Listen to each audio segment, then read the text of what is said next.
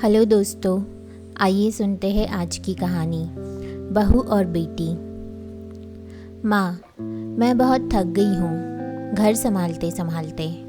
यहाँ मेरी थकान किसी को नज़र नहीं आती। कुछ दिन आराम करना चाहती हूँ। सोच रही हूँ कुछ दिनों के लिए अपने मायके आ जाऊँ। आते हुए अपने बच्चों को भी साथ ले आऊँगी। वे वहीं से स्कूल चले जाएंगे। आखिर एक ही शहर में ससुराल और मायका होने का कुछ तो फ़ायदा मिले। नम्रता ने फ़ोन पर अपनी माँ से कहा। पार्वती जी ने दूसरी तरफ से कहा, हाँ बेटा, जब तेरी इच्छा हो आ जाना, आखिर ये भी तो तेरा घर ही है। ठीक है माँ, तो मैं कल ही आ जाऊँगी। नम्रता खुश हो बोली। हाँ बेटा, कल आ जाओ, मैं तुम्हारा इंतज़ार करूँगी। अभी मैं फ़ोन रखती हूँ, मुझे मंदिर भी जाना है। कमला जी ने फ़ोन रख दिया और सीधे किचन में गई। किचन में खाना बना रही बहू से बोली, अरे अनुपमा, सुनो, कल तुम्हारी ननंद आ रही है। आज बाजार जाकर फल सब्जी और मिठाइयाँ लेकर आना। बेचारी मेरी बेटी ससुराल में नौकरों की तरह काम करती है और उस पर कोई ध्यान ही नहीं देता। यहाँ आएगी, कुछ दिन रहेगी तो उसका मन और तबीयत अच्छे रहेंगे। सास के मुंह से ऐसी बातें सुनकर अनुपमा का चेहरा उतर गया। वह मन ही मन सोचने लगी, काश आपको मेरी थकावट भी नज़र आती। मैं भी दिन रात झाड़ू पोछा, बर्तन, खाना बनाना, मार्केट जाना और हर वह काम करती हूँ जिससे हमारे परिवार वालों को कोई दिक्कत ना हो। काश आप मुझ पर भी ध्यान दे पाती।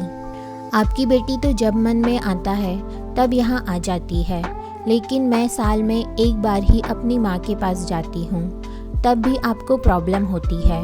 मैं भी इंसान हूँ, मेरा भी मन है। मुझे भी लगता है अपनी माँ के पास जाकर थोड़ा आराम करूँ, सुख दुख की दो चार बातें करूँ, अपना मन हल्का करूँ।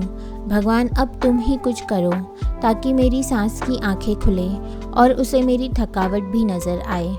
शाम तक भगवान ने जैसे अनुपमा की सुन ली और उसकी ननंद का फ़ोन आया। ननंद ने अपनी माँ से कहा कि उसकी सास ने उसे मायके आने के लिए मना कर दिया है, इसलिए इस बार वो नहीं आ सकती। पार्वती जी बोली, ऐसे कैसे मना कर दिया?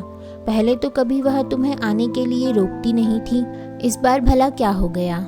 लाओ मेरी बात करवाओ उनसे, मैं समझाती हूँ। नम्रता ने फ़ोन अपनी सास के पास दिया। पार्वती जी ने कहा, नमस्कार समधन जी, आपसे कुछ कहना था। समधन जी ने कहा, कहिए। दरअसल नम्रता कल त्यौहार है, इसलिए अपने मायके आना चाहती है। अगर आप उसे भेज दें तो अच्छा रहेगा। नम्रता की सास ने कहा, देखिए समधन जी, आपकी बेटी मायके जाकर रहे, इस बात के लिए हमने उसे कभी नहीं रोका और इस बात से हमें कोई प्रॉब्लम है भी नहीं। कुछ दिनों पहले मैं अपने रिश्तेदार की शादी में गई थी। वहाँ आपकी बहू अनुपमा की माताजी से मिलने का मौका मिला।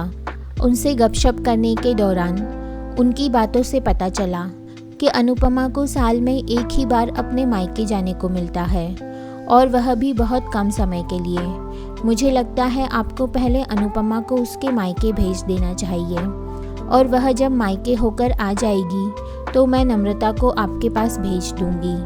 एक बहुत ज़रूरी बात जो मुझे लगता है आपको समझ लेनी चाहिए कि आपको अपनी बहू को भी बेटी की तरह या बेटी से भी ज़्यादा प्यार देना चाहिए।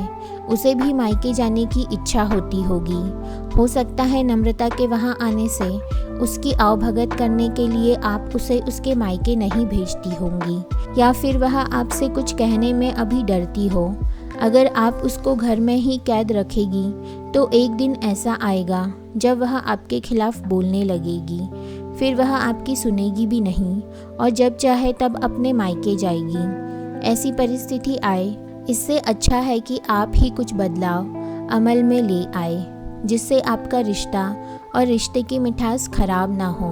पार्वती को अपने समधन के हर एक शब्द में सच्चाई नज़र आई।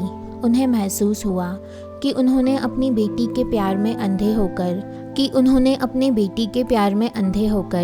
कभी भी अपनी बहू के मन का विचार नहीं किया। उन्होंने हमेशा ही अपनी बेटी को अपने बहू से ऊपर रखा। दूसरी तरफ नम्रता भी अपनी भाभी के बारे में हो रही इस बातचीत को सुन रही थी। उसने भी रियलाइज़ किया कि वह कभी भी अपनी भाभी के साथ ठीक से बात नहीं करती और जब जब वह अपने मायके जाती है तो भाभी थोड़ी उदास रहती है। पार्वती जी ने अपनी बहू को बुलाया और उससे कहा कि अनुपमा कुछ दिनों के लिए नम्रता नहीं आने वाली है, इसलिए पहले तुम अपने मायके होकर आओ। यह सुनते ही अनुपमा का चेहरा खिल गया, क्योंकि यह पहली बार था जब उसकी सास ने सामने से उसे अपने मायके जाने के लिए कहा था।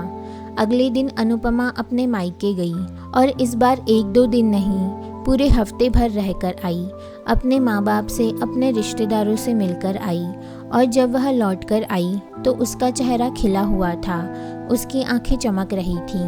अनुपमा के आने के बाद नम्रता भी अपने मायके आई और इस बार वह खुद सामने से अपनी भाभी से खुशी खुशी मिली और अच्छे से बात की। नम्रता ने अपनी माँ से बात करके उन्हें भी अच्छे से समझने में मदद की कि वह कहीं ना कहीं अनुपमा के साथ गलत व्यवहार कर रहे थे। दूसरी तरफ अनुपमा अपने ससुराल वालों के बदले रवैये से बहुत खुश थी। अब वह खुशी खुशी सबका ध्यान रखती और हर काम प्यार से करती। वह ध्यान रखती कि कोई भी ऐसी बात या काम ना करे जिससे घर में तनाव का माहौल पैदा हो। पार्वती जी अपनी बहू को खुद ही समय समय पर मायके भेज दिया करती। एक छोटे से बदलाव ने सास बहू और भाभी ननंद के बीच की कड़वाहट को दूर कर दिया और रिश्तों को और भी ज़्यादा मीठा और मजबूत कर दिया। तो दोस्तों, आशा करती हूँ कि आपको यह कहानी ज़रूर पसंद आई होगी। अगर आपको यह कहानी अच्छी लगी हो तो अपने विचार कमेंट में ज़रूर बताइए और हमारे चैनल को लाइक कीजिए और सब्सक्राइब कीजिए। मैं मिलती हूँ आपसे अगली कहानी में।